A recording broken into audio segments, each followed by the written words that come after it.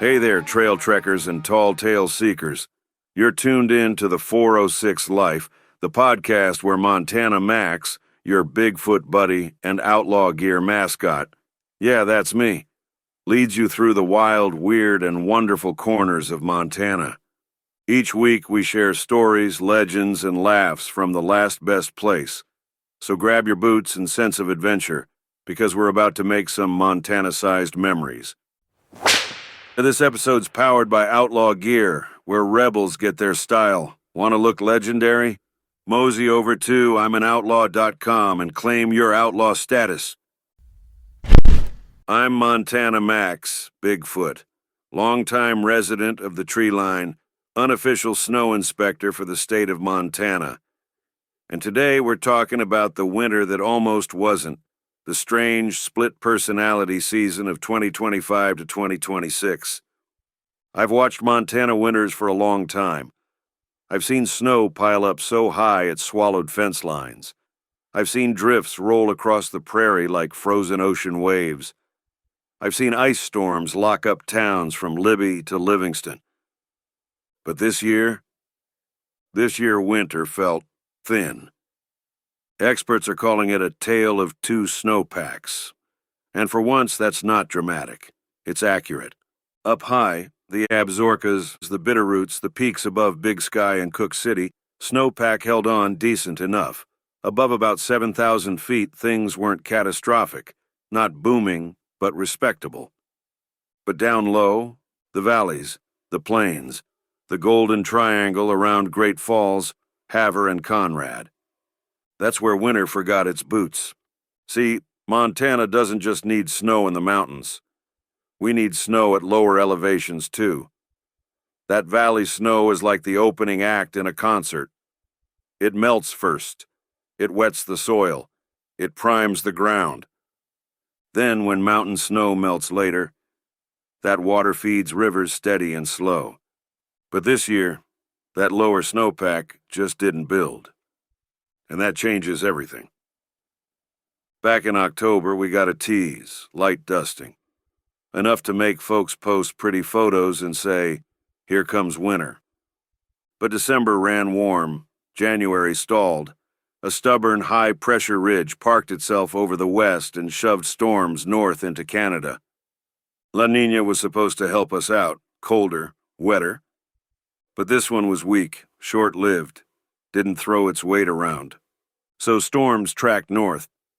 Northwestern Montana did okay in stretches, but central and southern basins, they slipped behind. By February, the divide was clear. High elevations still had a base. Lower elevations were dry enough to make a cactus uncomfortable. On February 23rd, the weather kind of summed it up. Temps in the 20s. Gusty northwest winds pushing 30 to 35 miles per hour in open country.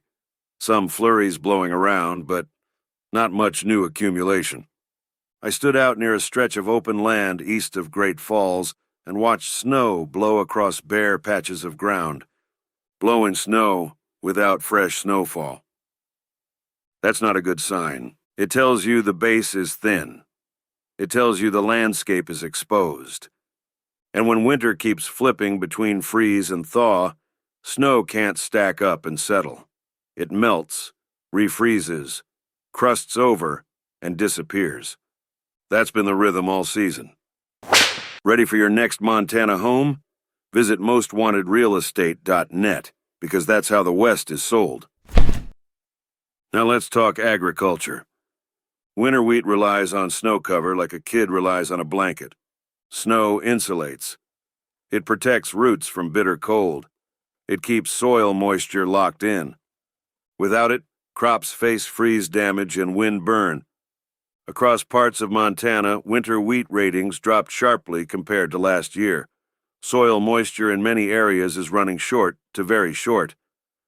In the Golden Triangle, extreme drought classifications have crept in. I walked along the edge of a wheat field not long ago. It was February, and the soil looked like late April after a dry spell. That ain't typical. Ranchers are feeling it too. Less moisture now can mean less grass later. That means more supplemental feed, more hauling, higher costs. And then there's irrigation. Snowpack is Montana's natural reservoir. Many basins are projected to see below-average runoff this spring and summer. Some places might land in the 30% to 85% of normal range. That affects municipal water, hydropower, irrigation districts, everybody downstream. And here's the irony. Even with low overall snowpack, flood risk isn't zero. In some places, soils are still frozen a foot or more down. If heavy spring rains hit frozen ground, water can run off fast. That means localized flooding is still possible, even in a drought year. Montana weather loves that kind of contradiction. Need shipping, shredding, prints, or a real street address? Helena's locally owned and operated the UPS store has you covered, located at 2047 North Last Chance Gulch. Stop by and get it done right. Now let's talk rivers and trout. Montana's fisheries depend on slow, cold snowmelt through July and August. Without that steady cold input, rivers warm sooner. When water temps hit 73 degrees for several days, hoot-owl restrictions kick in, meaning no fishing during the hottest part of the day. At 77 degrees, trout can start dying. That's not just a conservation issue. That's guides in Missoula. That's outfitters in Livingston. That's fly shops in Bozeman and Ennis. When rivers warm early, the whole system feels it. Same story with wildfire. Low snowpack means fuels become exposed earlier. Grasses cure sooner. Forest floors dry out faster. Official outlooks might say normal fire potential for now, but normal in Montana can still mean serious. If spring stays dry and summer brings heat and lightning, we could see a very active season. I remember smoke seasons where the sun looked like a copper coin and the mountains vanished behind gray haze. Nobody wants to relive that. Ski season? Mixed. High elevations kept lifts spinning. Snowmaking filled in gaps, but lower terrain struggled. Thin coverage, variable off-piste conditions. Some late-season storms may refresh slopes, but rapid loading also increases avalanche danger. So if you're heading into the backcountry, don't let powder fever override common sense. Now everybody's asking the same question. Will March save us? There's a chance. Forecast models hint at cooler, wetter periods for the northern Rockies. A strong March could boost soil moisture, improve runoff forecasts, and delay peak fire danger. But here's the honest truth. Even a solid March won't fully erase what this winter lacked, because the problem wasn't just low totals, it was snow falling at the wrong elevations. Rain instead of snow, warm spells at the wrong time. A structural wobble in the system. And that's something we're going to have to adapt to. Montana has always been resilient. We endure, we adjust, we figure it out. But we also pay attention. Watch the snow line, watch the rivers, watch the wind on the plains, because the next 60 days will shape the rest of 2026. High mountains still hold some of our water savings, but they can't carry the entire state alone forever.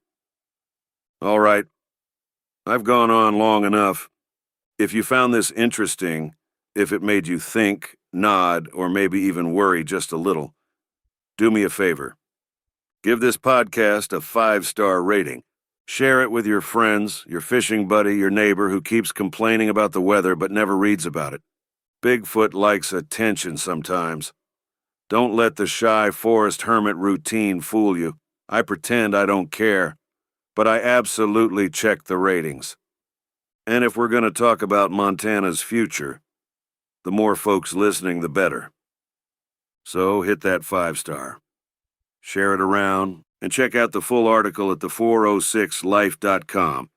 Let's keep our eyes on the sky together. Montana Max over and out. Got a Montana story, business, or unsolved mystery you want on the show? Head to the 406life.com and drop me a line. No smoke signals required. Don't forget to hit subscribe so you never miss a stomp, stumble, or tall tale. Tell your friends, tell your grandma, heck, tell that guy who swears he saw me near Whitefish. I was just buying donuts, all right? Until next time, keep it outrageous, keep it kind, and keep living the 406 life. Montana Max, over and out. That's the 406 life.